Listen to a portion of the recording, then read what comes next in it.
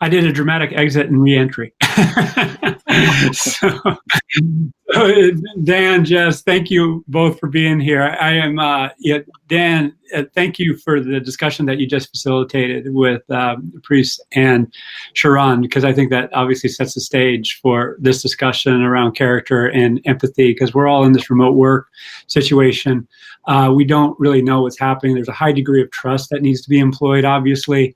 How people show up under stress is coming to life, and actually holding space for people to share what's going on in their life beyond work is obviously a great opportunity and responsibility, but it's also a challenge given everything that's going on. So without further ado, I'll let you all introduce yourselves and take it from here, and I'll join you at the end. That sound good? Perfect. Yeah, I think so. All right. Awesome. Thank you. Jess, how's it going? How are you? I'm good. Good. You want to kick off in introductions and let everybody know who? I'm sure everyone knows who you are, but in case they don't. In case they don't, I'm so happy to be here with everybody today. I'm Jess Von Bank. I'm in Minneapolis with Dan. We're both in the same place. Not the same place, I wish we were, but coming to you from the brilliant city of Minneapolis, and I'm the head of marketing at Leapgen. I also organize the Now of Work community. It's very similar to PAFOW, actually, but it's all things related to what work looks like now, how we can best support the whole person, and how we can transform and elevate workforce experience and the function of HR. So that's what I do. That's the work that I do, Dan. How about you? You've got some exciting stuff going on these days. I do. It's great to be here, and I'm just setting my timer on my phone because, Jess, I know you and I could go, 45 minutes. We'll still be chatting, and so I'll probably want to like that. I am the co-founder of Radicl. We're actually quite new. A new company. I'm not a new face. I've been working in this industry for 20 plus years, but we are a new company that's about 6 to 8 weeks old now. And real fast, we just believe in it's an opportunity for organizational change, and we believe in inspiring people to change, and there's a lot of opportunity in front of us for organizations. And so, Jess, I was thinking one of our themes that we've been chatting about is just being human, and that is the common denominator of who we all are. So I thought for a minute or two we could just chat as humans versus jumping into a presentation. Yeah. Sometimes we get into bullet points, but I think conversation is important. So how is your day going? It's beautiful in Minneapolis. How are you doing? I'm good. We use this analogy at Leapgen, and with our community, we do this red, yellow, green thing. Like, what color are you? If your mood, if your mindset was a stoplight, I would say now I'm green because I'm here and I'm talking to all of you. But the day started a little bit yellow, kind of chaotic. Nothing that I planned to do. Sort of felt like I was batting things away. Kind of dealing with the volley that is everyday life. But that sort of feels like how life is these days. And we've all learned to be really resilient and really agile in these times. So overall, it's good. Everything is good. How about you? Yeah. The same. And I think your example, it sort of proves to us that we can fluctuate through moments during the day, right? Yeah. And I think it's just being aware of that, and that is that's being human.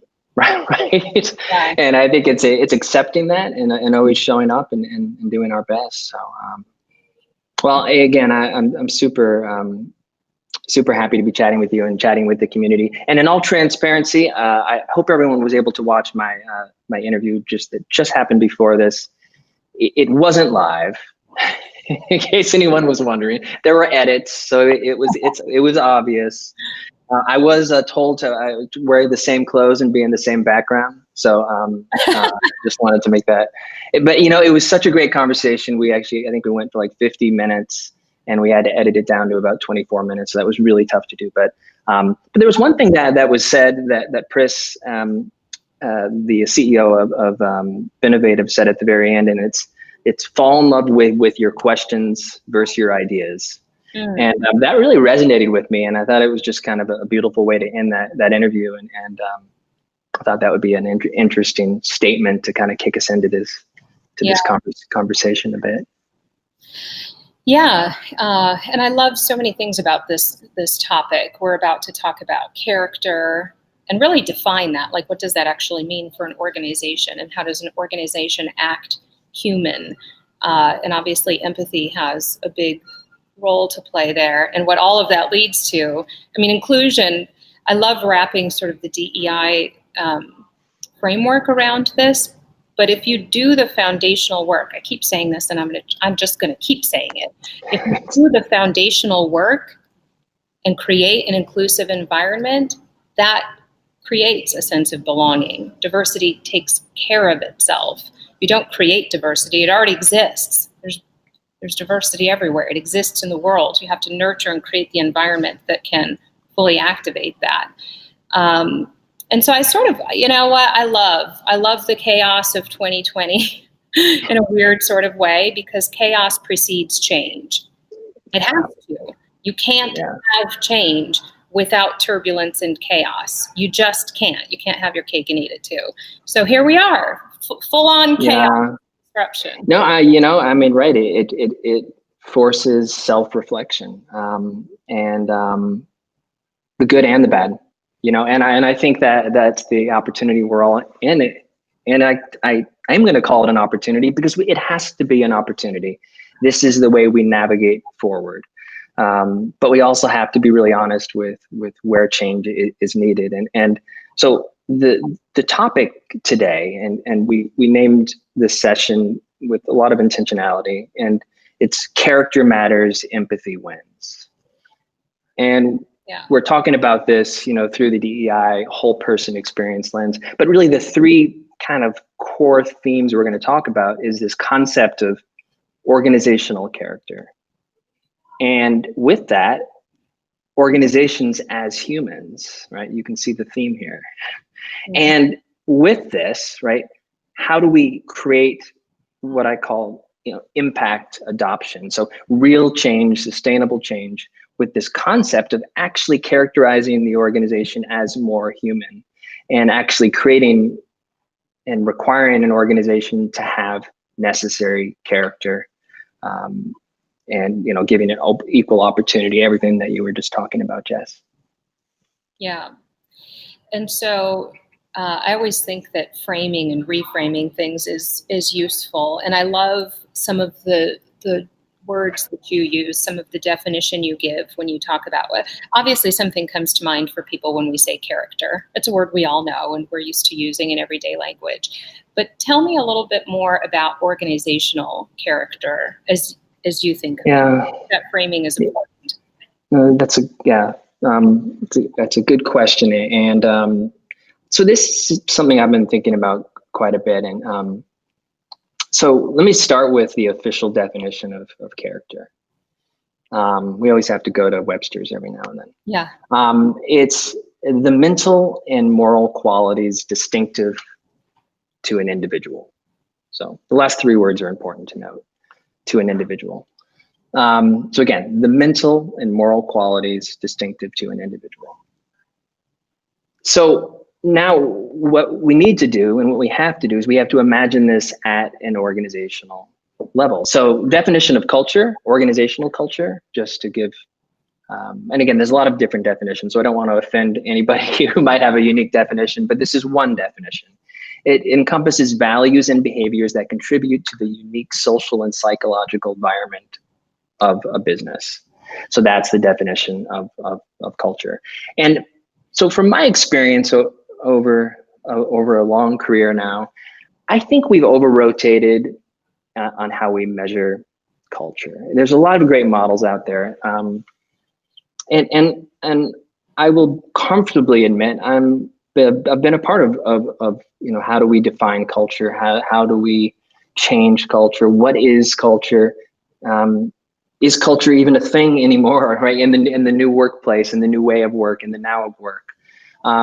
And we need a whole other so, on digital culture, Dan. We're going to do that one. yeah, yes, exactly. So with this, we need to think about, what is that renewed commitment and that obligation of organizations, and kind of around these three concepts of trust, empathy, and inclusion. And so we have to start thinking about organizational character and not just the individual. And we have to start asking these questions very honestly and with incredible transparency. And, what do we expect from our people? Organizations need to ask that. But it's a two-way street, right? What do our people expect from their organization? And anyone who knows me knows that I say often that organizations can and must do better. And that's not to say they haven't been doing incredible things for their people over the years. And there are some companies that I spotlight and celebrate, but we can do better. We have to do better. And this is what I mean when I talk about this concept of organizational character. It's that fundamental human side of a business. And if we get it right, this idea that we know, people before profit starts to be easier to understand, because we're thinking about the character of an organization and not just people strategy, financial strategy, right? It becomes bigger and it becomes more comprehensive. I've always talked when in the category of employee engagement, I love the reminder, Jason Lauritsen says this really well. I love the reminder that your work relationship is not just an employment contract.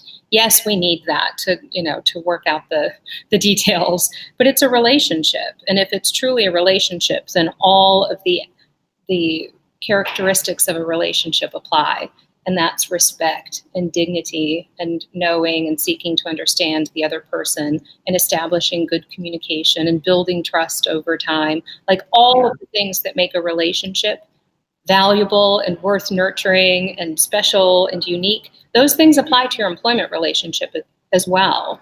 And that's how you can humanize that relationship, by remembering that your people who treat each other with dignity and respect and create equality and make sure that things feel fair, help me feel seen and understood. You would do that for anybody that you love and care about.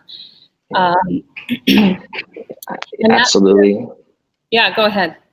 Well, no, absolutely. And actually with that, which is sort of a very, specific question for you. And so if we start thinking about the organization as being human, and I know you're going to do a session after this too, really thinking about humanization in the workplace. But if the organization itself, right, becomes more relatable and accountable. I mean, these are very human characteristics: approachable, grounded in values, and these are the things that do inspire loyalty, engagement, and high performance.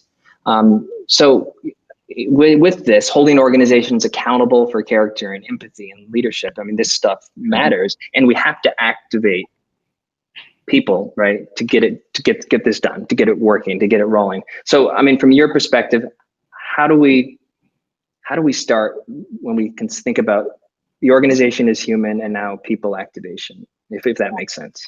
It's funny. As our head of marketing at Leapgen, I obviously do all the strategy and stuff, but I'm a huge content developer. Like, I produce most of our content. I do the actual writing, and I do, so lots of storytelling. And I found, like, literally in the last couple of days, I found a piece of content I had written, I think it was November or December, so almost a year ago. And I don't even remember what I did with it. I don't remember if I published it anywhere. I have snippets of things all over the place.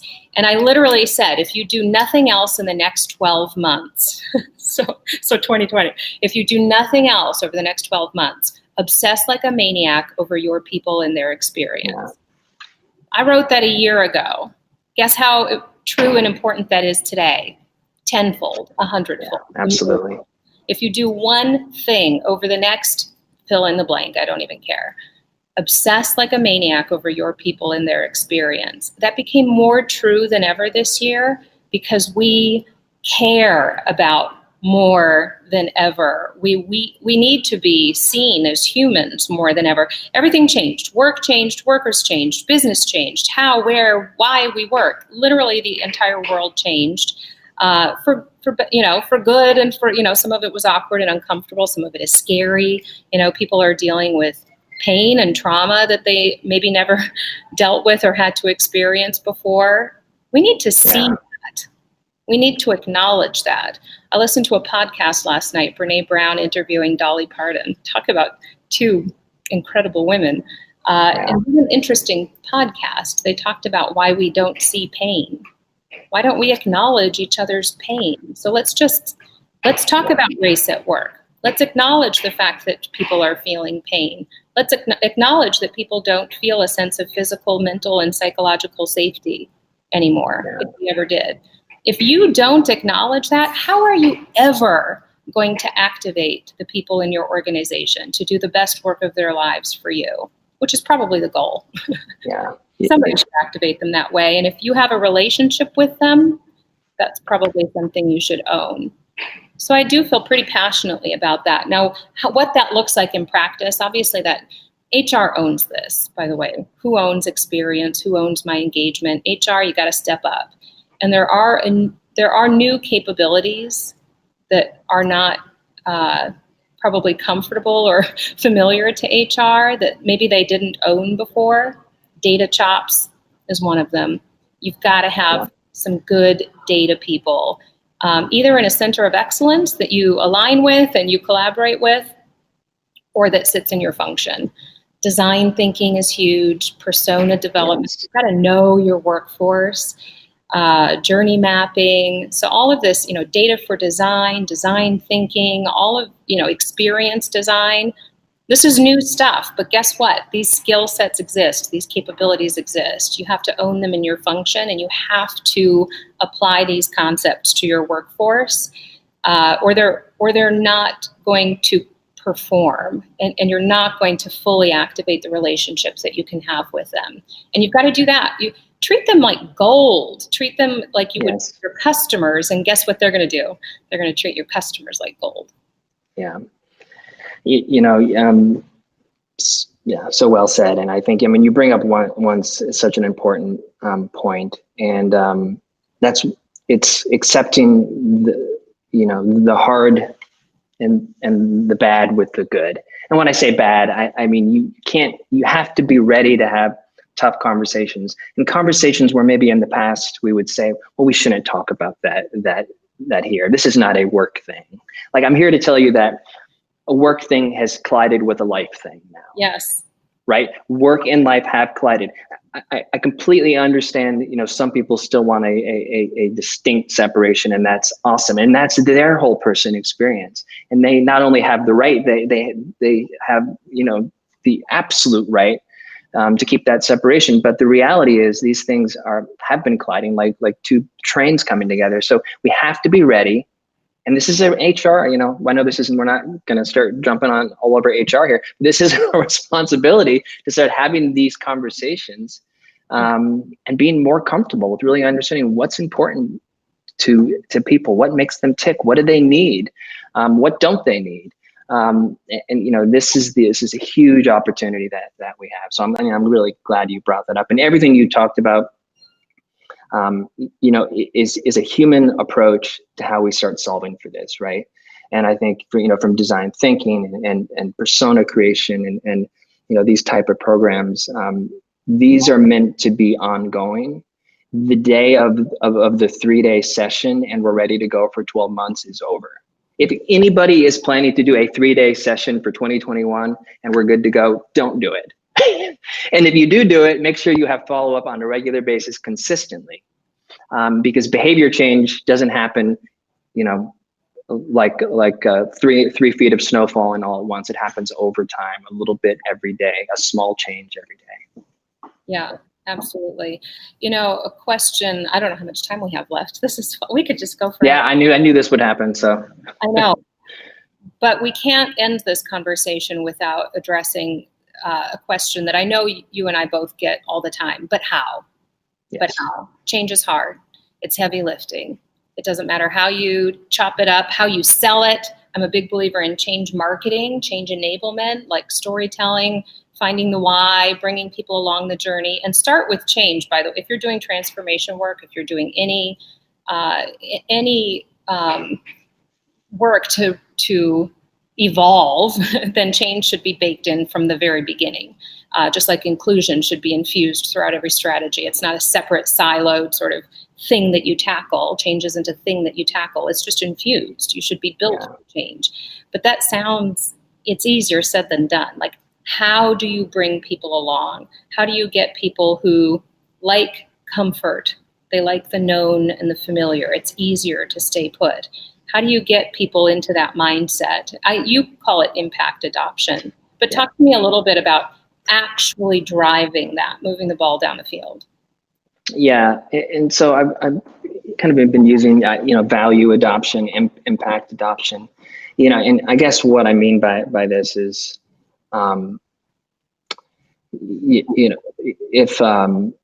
if we start to see positive results by doing something, we will likely repeat them. What most people wouldn't argue with everything that we're talking about today. I think everyone would nod their heads and say, this is a great idea. Inspiring. You listen to this stuff and you feel inspired. Yes, you are absolutely. And so how do you turn that inspiration, right, into actual real change? And, one of my favorite examples is working out. I like, if someone who wants to get into great shape, and I'm going to go 4 days in a row, and then I'm going to have the body and the health that I want. Again, kudos going 4 days in a row, but it isn't going 4 days in a row that's going to do anything long-term for you, other than you'll probably be really sore, and you probably won't want to go to the gym again because you got sore, right? So it's the same concept if you apply that to behavior change. And how do we really start to see this forward? It's having patience, right? It's having these open conversations, and really starting to see repetition and see successful results and celebrate them. So that's the way behavior change works, and this is how we create sustainability, and this is how movements happen, right? Is one person starts to do it consistently, then another person follows, and there has to be enough motivation to want to change, right? And that's key too, and that's why we need everybody involved. Senior leadership, CEO needs to set the example, that organizational character example, and then we all need to figure out how can we contribute to this character, to this organizational character, to this human organization. And this is this idea of impact adoption, impact change, and sustainability. We didn't even practice this, I swear, but to use your same analogy, I always believe in like live sore. Like, you should always be, if you want to work out and get in shape, you should never be not sore. You're not challenging yourself. So that's, again, sort of a mindset around change. Hi, Al. Oh, we're out. I just jumped in. Are we out of time? I'm almost embarrassed. I should have knocked. Sorry. Yeah. And hey, I mean, we have a few minutes, and I don't mean to just jump in and cut you off, because I mean, it's a hugely valuable discussion, and you've touched on what Jeffrey Pfeffer calls the knowing-doing gap, because everyone wants to do right, but they don't do right. And with our son, and we talked about it with Aaron Hurst at the outset of the day, this notion that we need to formulate habits that are constructive, not only for ourselves, but for the culture that we're influencing, and being aware of that, and being mindful, and just being okay with not being okay, and holding other people in safety. It takes practice. A lot of us aren't good, and particularly within this digital. Yeah, I like that. I wrote that down. This digital culture that we're in. How does this get managed? Because it is part of our new reality. So no, I super appreciate where you both are coming from, and your contributions to not only this discussion, but to actually, make positive change happen. So as we start to, wrap up, any closing comments? I know Jess has the next session, so she's got more to say on this topic and the concept of humanizing the work experience. But Dan, how about you as we start to wrap with you? Any closing comments and ideas? Well, I guess my ask for everybody is, and it might be a cliche statement, but it's such a true statement, is change is meant to be uncomfortable. So we have to start becoming comfortable with being uncomfortable, right? And we are, I'm not going to get political here, but give me 20 seconds. We are extraordinarily polarized as people and as a society right now. And so I ask us all to focus on and search for what we have in common. We have to do that. We have to do a better job of that versus living in our echo chambers and sort of amplifying an idea because it validates a thought you might have. Reach out, listen to other thoughts. You don't have to agree with everything. That's not what I'm suggesting or even asking, but you need to understand more. And the more we start to do that, the more I really believe this type of behavior change can start to happen. And organizations can start working on their character. We can start seeing the change that we need. So that would be my closing statement. Well, again, Dan, thank you for being who you are and doing what you do. World's a better place for it. So thank you. Thank you. Thank you, Al. And Jess, a closing statement? I know you're to take us into your next session. No, I mean, I've always believed that there needs to be a healthy harmony, not balance. Balance implies the two are mutually exclusive, but work and life don't need to be so separated. If you have the fortune of doing something that brings you joy and happiness and is intellectually inspiring and brings creativity, and why can't you bring your whole person to that? That actually makes that work better and more valuable, and vice versa. You do better work that better serves humanity. So I think this is never a better time, right, for this conversation. Yeah, absolutely agree. Well, again, thanks to you both. We're going to take a short break, and we'll be back with you, Jess. So see you. Thanks, Al. Thanks, Jess. Thanks. See ya. Bye-bye.